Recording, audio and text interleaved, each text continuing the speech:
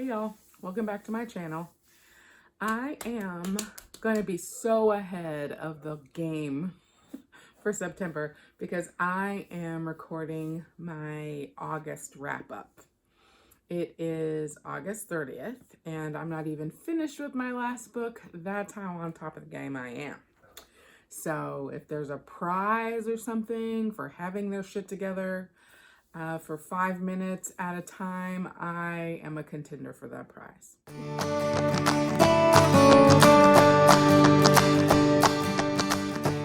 All right, so my August wrap up is 11 books, and some of them I think I did either reviews for or like I did a vlog last week for the last book that I finished. So I'll just kind of go through some of those very quickly. The one I did the vlog on was A Song Below Water. This is a story about two teenage girls who one of them is a siren and one of them doesn't even know what her creaturehood is. And they are very best friends and are figuring out their lives together their junior year. One of the girls, not the one who's a siren, is a performer. She pretends to be a mermaid at a Renaissance fair every year. So that's kind of a cool thing to think about. Anyway, that's A Song Below Water by Bethany Morrow, and I really enjoyed it. It's got a lot of Black Lives Matter kind of stuff in it. So hopefully that's not an exclusionary criteria for anyone.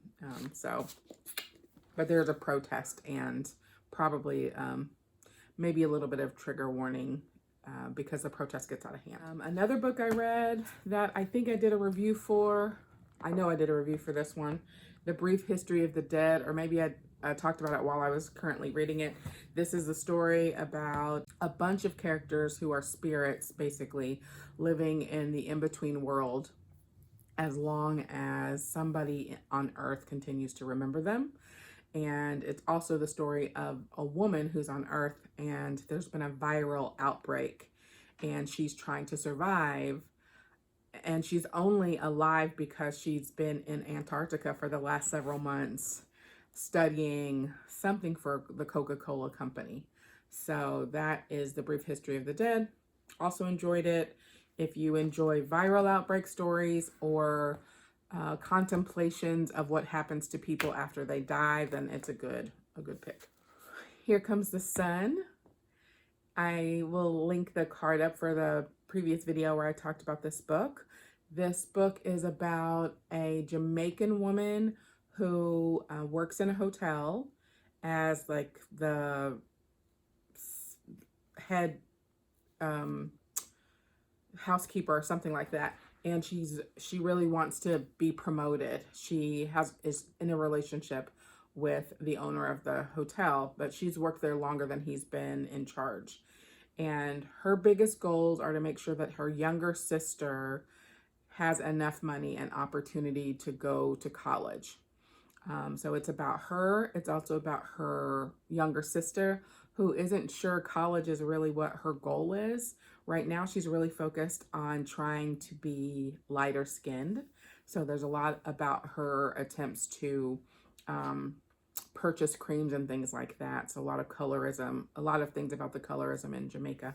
And it's also about their mother who had a lot of trauma when she was growing up and how that impacted her parenting and the choices she made when her older daughter was young, which resulted in some traumatic experiences that they've experienced through their relationship together. And I really enjoyed it. It's grittier, I would definitely say, than some other books, but really great and lots of opportunities to talk about the choices that people make and the choices that people are forced to make because they don't have a lot of opportunities in other ways. So that's Here Comes the Sun by Nicole Dennis Benn. Middle Game by Shannon McGuire. This book was my challenge book of the month because I kept putting it off. It was on my TBR. It was at the top of my TBR. I ordered it excitedly because of a video on YouTube, and then it just never ended up happening. So I was really glad that I got to read this month. Middle Game, now I've forgotten what it's about. Middle Game is about two young people who are growing up and have this psychic link with each other when they are very young. And they start to figure out that they're not each other's imaginary friend.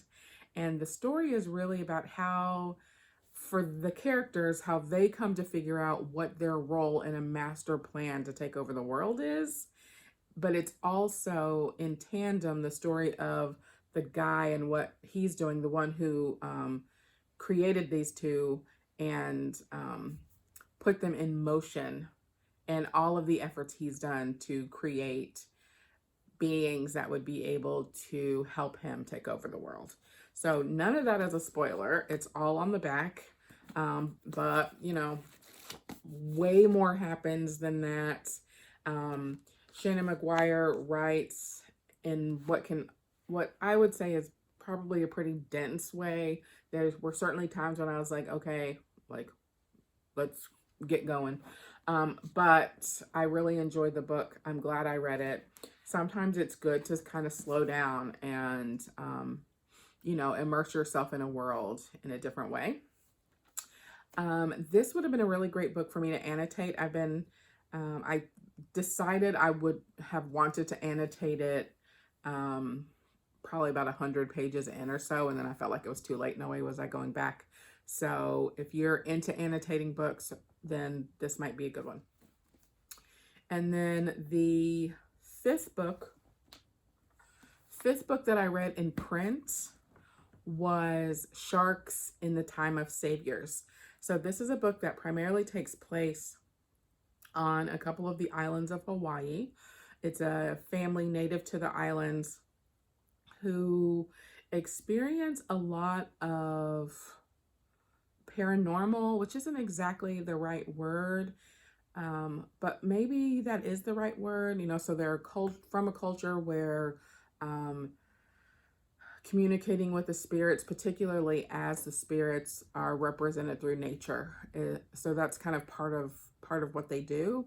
And early on in the book, the main character has a weird experience happen with him and the sharks. So he falls overboard on a boat, and then the sharks return him gently cradled in their teeth. And after that, he starts to have these abilities that are great, kind of, but they certainly have a cost on his health and his relationships and on his psychological health, because he starts to feel like he should be able to do more than what maybe he's capable of.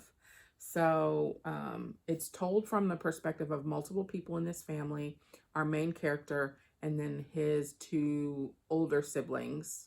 No, he's in the middle. So an older brother who is less brain, more brawn, although still very smart, and the younger sibling who is a girl, and she's wicked smart and really underestimated and not given a lot of the same kinds of consideration because she's the youngest and because she's a girl. So I really enjoyed that book. Some of the not paranormal, some of the more spiritual, I guess maybe, magical elements of it might have been a little harder for me to completely grasp all the time. But I enjoyed the book, and I love the colors on the cover. So that probably helped me buy it in the Barnes & Noble when I should not have been buying books, but I was. All right. And then the rest of the books that I read and or am reading were an audiobook. So currently I am reading and will finish by the end of tomorrow, The Secret History by Donna Tartt. So my daughter really likes that book. She says it gets better. So it's a 22-hour audiobook, and I'm about halfway through it. And I don't know if you've read any Donna Tartt, but she's, again, a very dense writer. She's setting the scene. And so far, it's about a young man who goes off to Hampton College on scholarship and falls into a crowd of mostly well-to-do young people who have a very exclusive kind of relationship because they're the small cohort of a professor of Greek who only lets his students, who makes his students take classes mostly and only with him. And so he kind of has a lot of control over their lives. And so this young man is new to the area, new to college, doesn't have the same privilege and experiences that the rest of the team have. And he's kind of just trying to navigate all of that. He is telling the story in retrospect. So he's kind of like reflecting, if I had known then what I know now, kind of a thing as he's talking. Like I said, it's super dense and super long, and I have today and tomorrow to finish it. So I don't like to go into new months with old books, so I'm gonna get it done. Another audiobook that I read was Other People's Houses by Abby Waxman. There are some times in my life, in my reading life, where reading a book that's basically about a character who's a little bit meddlesome in other people's lives really gets on my nerves. And there have been a lot of books like that. This book, however, is about that kind of. So our main character is a stay-at-home mom who really knows a lot about her neighbors and is really helpful to her neighbors because she stays at home and she likes to be helpful. And her husband, when he's been drinking, he will tell her about how, she just likes to be too involved in everything. And she's on the she's on the parent PTA and all those kinds of things. And so she kind of gets mixed up in some of the scandalous, if that's even the word, lives of her neighbors. And the neighborhood is this small, it's kind of this cross section of this, again, well-to-do neighborhood. One of the couples is a lesbian couple, and the primary breadwinner is a famous movie actor. And one of the neighbors is, I believe the dad is an attorney, and the mom is another successful person. And something happens within that family that sort of sets off this series of conversations and developments across the neighborhood. Our main character, though, is not in my reading of her super annoying in her meddlesomeness.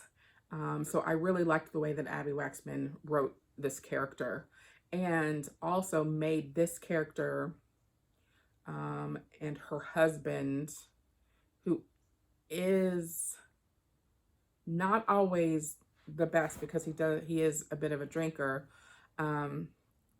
Their relationship I really liked too. So that, I think that probably is what made it better, because even though they have their own struggles, it didn't feel like her being with those other people and their own problems was in order to avoid what was going on with her husband. It did make her think about what's going on with her husband, and then they have some conversations about that, which I really appreciated, versus like the other kinds of, like, the book that's coming to mind is The Woman on the Train. Man, that woman, I don't want to spoil that, but that was not my bag. And then there was one book that I just put it up. Queenie was a mess. I don't, no. And not Normal People, but there was some book where I started reading it and the main character was like showing up at people's houses and breaking it. And then pretending to be a nanny. Like, I'm not into all that. So I think I liked it because the main character was such a solid seeming kind of character. Anyway, that was Other People's Houses by Abby Waxman. I also read Hood Feminism by Mickey Kendall, a series of essays about a lot of things, but primarily it's about how mainstream feminism has left behind intersectionality, particularly as it relates to Black women, but in general, women of color across the board, who have really historically stepped up and provided a foundation for white feminism to flourish and gain the benefits that it's been able to gain over time. I really liked it. I will probably read it again because it was one of those books, you know, it's got a lot of background and history and those kinds of things, but also just to hear a little bit, to hear it again, I think would be helpful. Also, I tend to agree with the majority of the things that she's saying. So it's hard to not enjoy a series of essays written by someone that you mostly agree with, right? So if you are someone who believes that mainstream feminism is the end all be all of feminist efforts, you might like it less, but you might also learn a whole lot. So I would encourage anyone who calls himself a feminist to read this book. And my guess is if you do not call yourself a feminist, you won't like this book at all. And you should read a little bit and see what you think. Another book I read was Information Hunters. So I read this one for sound commentary, where I am supposed to be a reviewer, but I'm so terrible at turning in my little reviews. Information Hunters is about how information and library sciences were used and developed during World War II. And so it's about both librarians, spies, soldiers, and how information was gathered and shared. So it was good. It was interesting. I didn't know a whole lot about it, about the subject. So it's interesting to think about how, you know, we often think about the front lines of war, and then we don't think about all of these things that are happening behind the scenes. So I liked that and would recommend it to anyone who likes World War II, but also information science and informatics, because it was interesting for those topics. Street Love was a fast book by Walter Dean Myers. I think it was maybe only 4 hours long, maybe less.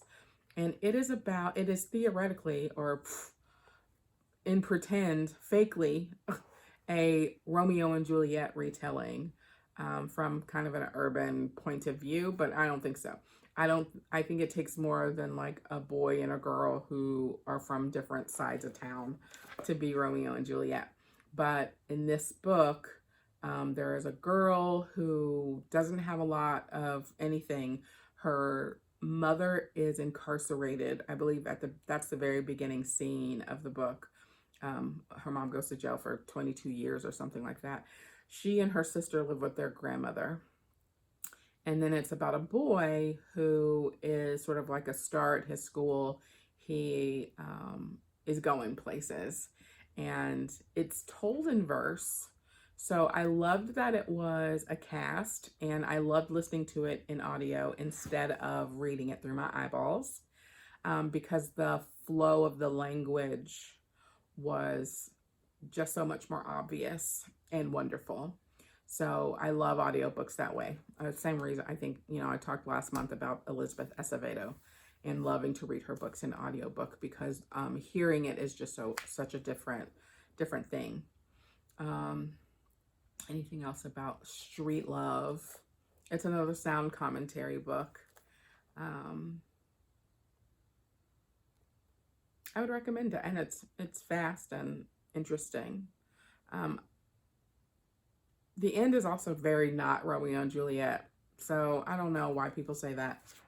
I guess because it's kind of like every book that ever comes out that has a magician in it is the new Harry Potter. Like, it's not. Just stop.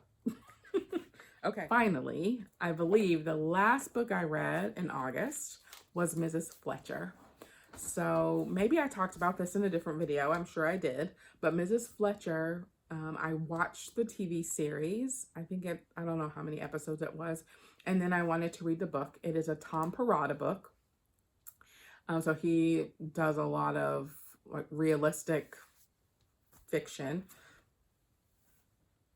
Mrs. Fletcher, Eve Fletcher, we start the book with her basically packing her son's stuff into the car so that he can move to college. And he is completely disrespectful and lazy and not helpful at all. And so she takes him to school.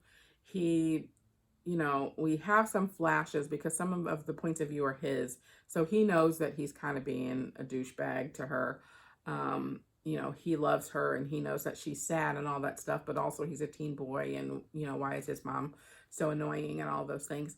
So she goes home to this empty nest and she's trying to figure out what to do with her time. So she starts taking a class in community college, I think. She's also the center director or something for an elderly living center.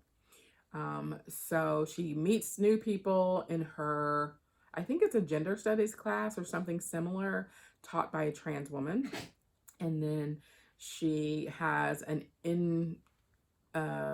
she starts to decide that she wants to have a friendship with one of the women that she works with, who she's actually the boss of. So we have that perspective. Then we have the perspective of Brandon, who's her son, the douchebag, who's at school. He has been a big man on campus in high school and was really excited about college, and he's failing and doing terrible, and nobody thinks he's as cool as he thought he was going to be. So that's the other perspective. And then I think there's a third person perspective, Julian maybe. So Julian is one of them, and he is one of the people in the class that she's taking. So he was actually a classmate of Brandon's, Eve's son. So he knows Brandon, and he knows Brandon's not a great person, but he's becoming friends with Brandon's mother through this class. And then I think that there may be a couple of times in the book where, it's mostly Eve and then Brandon talking, and then there's some Julian, and then maybe some Amanda, who is the person that Eve is working with, and then maybe a little bit of the teacher, the trans woman teacher. And it's relevant that she's trans to the story, which is why I keep bringing it up. Because I really liked her side story. She's out and fine with being out. She goes to talk at the old people center, and they're not very nice to her. And there's also a budding relationship between her and another student in the class. So I enjoyed the book. I think I probably enjoyed the book more because I had the TV show to compare it to. So I did, hey, that was different. Or, the friend, the girl that Brandon likes at school is described in the book as short, white, blonde. And in the show, it's Jasmine, I can't remember her last name, who played Peggy and Mariah Reynolds on Broadway. Loved it, but she didn't sing. So I may have liked it more because I was doing that kind of comparison. All right, I think that's it. That's August, which is not quite over yet. It will be by the time you see this. So if I don't finish The Secret History by Donna Tartt, I will put a little video in at the end of this and say what a terrible loser I am for not doing that, and how horrible September is going to be because I left a book unfinished. But I don't think that'll happen. All right, thanks. See you next time.